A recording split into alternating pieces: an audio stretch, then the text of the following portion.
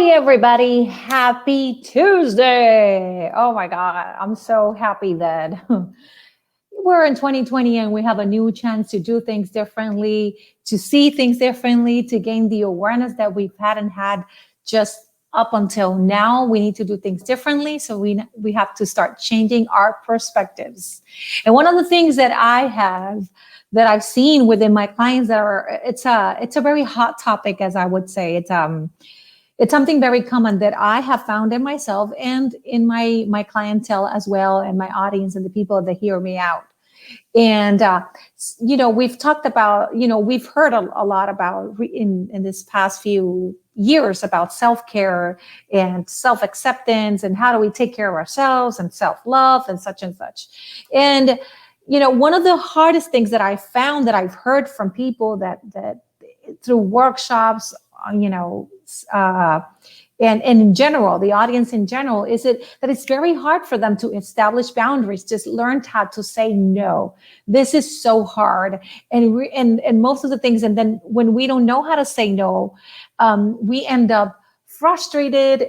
All these emotions are surfacing up. We don't know exactly what's going on. We just feel that we're so overwhelmed, that everything we do a whole bunch of stuff, but it's just never enough. And it just, we perform for others, we provide for others, but we never ask for help from other people. And even when people try and reach out to us to say, hey, listen, I want help, or I need help, we're not open to receive help from other people, because we're used to saying no. We're used to being the providers. We're used to being there for everybody. But then at the end of the day, we just can't say no. Maybe we don't want to go to that party. Maybe you just want to take a rest. Maybe we feel that, if I am not there, nothing is going to get done. So I have to do it. I always have to be present. I always have to show up for other people. And then at the end of the day, I feel depleted, overwhelmed. I don't know what's going on. And then I'm so exhausted. And I've had a lot of clients who not only feel that way, but they come to a certain time and age where they just totally forgot who they are.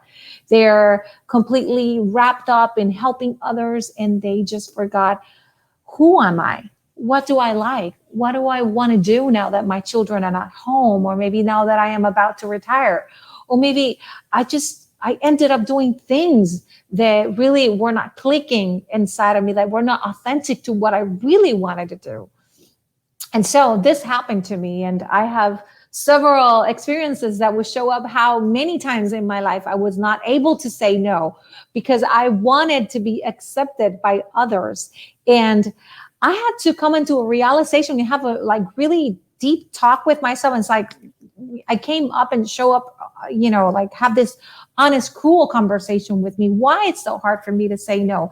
And the truth is that we have this primitive, I guess it's kind of like in our DNA, need for acceptance, for belonging. And sometimes we feel that, being, fitting in is the same thing as being accepted. And this is the reason that why we end up being who we need to be, whoever we need to be. We start changing ourselves, modifying our conducts, and trying to do everything according to what we think that other people are expecting from us. And that's where we end up all depleted, frustrated, overwhelmed. And I had once a client said that it's just that she learned how to say yes constantly to everybody.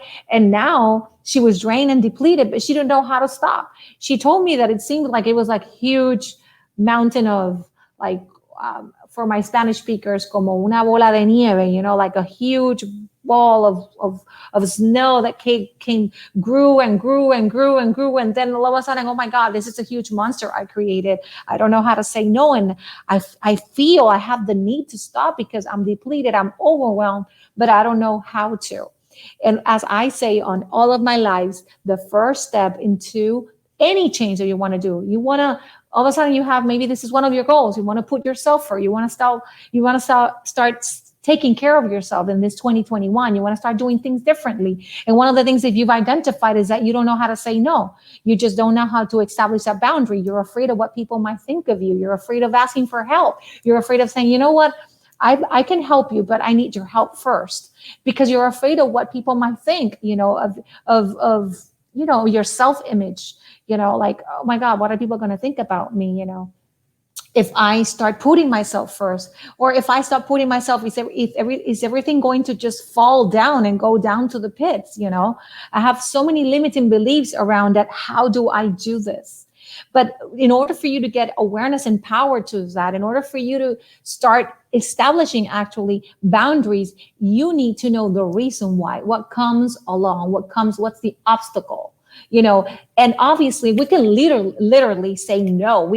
I could say no. I could say yes. I could say whatever I want, right? We have freedom of speech. It's not a matter of not physically being able to say no. It's that internally I have a struggle that within myself that I don't know how to say no. And I'd rather pay the price of being overwhelmed and depleted than having the benefit of having more time for myself and looking out for myself first, making myself happy, loving myself in order to love others, making myself happy in order to make others happy. So one of the things that come across the way, and the reasons, the obstacles along the way, is that need for belonging, that need for approval, and that scarcity in terms of, what's your internal value, so maybe I don't know exactly what I'm giving in, because if you when we don't know how to say no, and this happened to me a lot in my personal life and in my career life, and now I'm a little more aware of it, so I tend to stop myself once I'm doing it. I get an awareness that, oh my God, is this really good for me? Is this what I want? Is this true to me? Am I trading acceptance for authenticity? And that's the kind of introspection that I have with myself every time I feel that I am trading off one thing for the other. Because I know ultimately what that leads to. It's a life, an unauthentic life, a life where you just like performing, pleasing, and perfecting everybody. So this need for approval is so strong and so deep inside our DNA that sometimes what we're telling ourselves unconsciously is that I'll be whatever you need me to be, whoever you need me to be, and I'll trade all of that just to be part of something bigger than me. And the problem here is that when you lose yourself, you lose your own. When you're so given to other people and you forget about yourself, that's when you really don't know how. You don't have a lot of self-knowledge. You don't really know a lot about yourself, and most of all, you don't value. You're in search of worthiness outside of you. So what happens is that you start giving and giving and giving and giving and giving and giving yourself away and depleting yourself and cutting yourself into many pieces and spreading yourself out and stretching yourself out as much as you can. And what happens is that it's never good enough. And then you feel that you're never good enough. And then that feeling of never good enough, that's when you so if being me unconsciously is not enough, so I have to be whoever you want me to be. And that's when we trade in authenticity for acceptance. So this is a really nice question that I do on the first, on the beginnings of my workshops, on the beginnings when I get into somebody in a session, that one of the first things that I say is who you are. It's important for us to know who we are, more beyond the form, beyond your name, beyond your profession, the roles that you play, whether you're the mother of whoever, the wife of such and such, or you're an accountant, or you're a teacher, or you're whoever you are. Besides the role, your professions, your family roles, who you are deep inside of you. And it's important to have that sense, because there's no way that you could establish healthy boundaries if you don't accept yourself. But to be able to accept yourself, you need to know who you are. So it's a very important question that you define who you are further along or beyond or more deeper than just your name, your profession, or your role, like who you are from the deep inside of you. And this is very important, because once you get that awareness of who you're actually, who you are in essence, like deep inside of you, who you are inside, that's when you start knowing exactly the value of what you give to others. And that's when you start scaling things and getting to have a better sense of when it's enough and when I don't have to keep on just not throwing, but giving away everything I have so I can be accepted. So there's an important topic here, and we have to make a difference between fitting in and belonging. It's not the same thing. Sometimes we feel that in order to belong, we have to fit in. And these are not substitutes. Fitting in is not the same thing as belonging. It's more like an obstacle towards belonging. And I really love a a quote from a book that I love, and one of my favorite authors is Brene Brown. I bet most of you know her.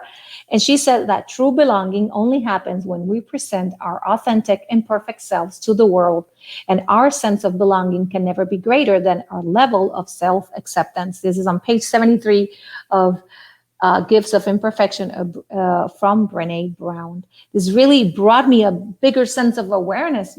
Why was I unable to say no, to put myself first? Because I wanted to fit in, to belong to somewhere. And there's so many limiting beliefs around that. We're grown and we're taught to think in many ways that limit ourselves and our true authentic self and the value that we bring into the table, because we just need to feel that we are part of something bigger than us. So there's also in this book, one of the things that Brene explains is one of the most important keys in self-acceptance is compassion. Compassion is the greatest. It's like the medicine for you. Like when you fall, when you feel like you haven't performed to the expectations that you had, that's when you need to feel yourself with self-compassion and self-acceptance, honoring yourself, honoring your decisions, knowing that really the decisions that you made back in the past of your life, the ones that you're making now, they're based on who you are, on your knowledge and what you know of yourself as of today.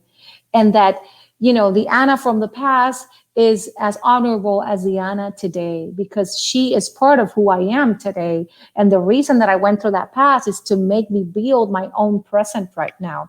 So it's important for us to have that support system also around us, to have the compassion with ourselves that we have with our friends, and to be able to have that connection, to be able to get a feeling from the energy. I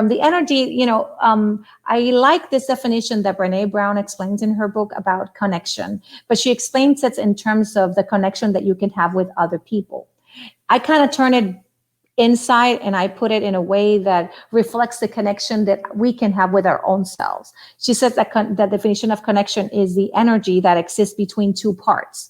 And I'm thinking, well, what's the energy that exists between me and me? And because I feel that most of the time my heart battles with my mind, right? What I do versus who I am in my heart, right? That's where the battle of authenticity mostly takes place at. So what's the energy that goes between my heart and my mind? Do they align? What's the energy and the exchange of energy that I have Anna with Anna? So, and do I hear, do I value, do I respect myself? Do I know what things I'm bringing in top of the table? So then I know when it's time to stop, when it's time to say no, when I feel that it's enough and I don't have to do more. I just did what I needed to do and it's just enough. And this is the second pillar of my program, Empowered by Self-Love. We create the magic, we create the awareness in this. Where we basically work together. You'll be able to meet with people that go through the same situations that need more clarity, need more self-awareness. That's where we explore self-knowledge. And then we need the acceptance to accept, to honor every single aspect of ourselves that we come across when we start digging in and digging deeper and becoming aware of the obstacles that come along the way when it comes to self-acceptance and to moving along, what holds us back, what fears, what limiting beliefs are all constantly holding us back. Then we tap into stepping out of your comfort zone, facing your fears. And for us high performers, usually when you hear the word stepping out of your comfort zone, you feel that people that are on a comfort zone are people that are very lazy and laid back. But to the contrary, the people that I'm speaking to are people that are high performers, that are also performing, pleasing, perfecting, providing. And their comfort zone usually resides into that race, of the PPP race, where they're also overperforming in every single area of their life. But they're underperforming with themselves because trying to find that acceptance, external acceptance is what basically, takes gets their image, and they're trying to look for external approval outside, and they're not their own source of approval. And that's what we're going to work on the program Empowered by Self-Love, which starts January 25th. I have the link down there. I will put it in the comments. You can book a call with me. We can start tapping into what do you really, really want? What is your biggest challenge? What have you done before to take care of this challenge, whether it is self-acceptance or limiting beliefs or things or maybe you want to run a business. Maybe you want to quit your job. Maybe you want to quit your relationship. Maybe you want more life balance. Maybe you want to be able to take time for yourself without feeling guilty. Maybe there are a whole bunch of sets and things that you need clarity around that. But in order to get clarity, you need to get into a safe space that will bring the awareness that you need to see, okay, so what things do I have to change? What things do I have to redefine? What things are helping me to move along the way? And what things are holding me back? And that's what self-awareness is all about. And after we are aware of who we're being, then we have to accept ourselves, honor each aspect of it, and then think, what's the next thing for me? What things of my past, what belief systems empower me right now, and which are the ones that are dragging me down? So this is my encouragement to you. Want to learn more about my 6-week signature program, Empowered by Self-Love? There's still 2 spots available, and it's going to start January 25th.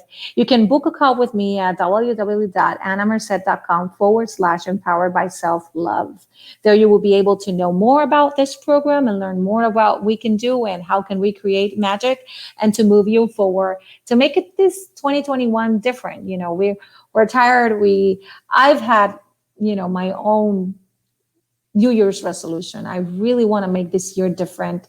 And I am in a mission to help people to spread the light, but the own light, to create the magic. But we don't have to create the magic. The magic is inside of you. We coaches don't create magic. We just start turning on the lights of that dark space that you have inside of you, so you can become aware of all the magic and all the greatness that already resides inside of you.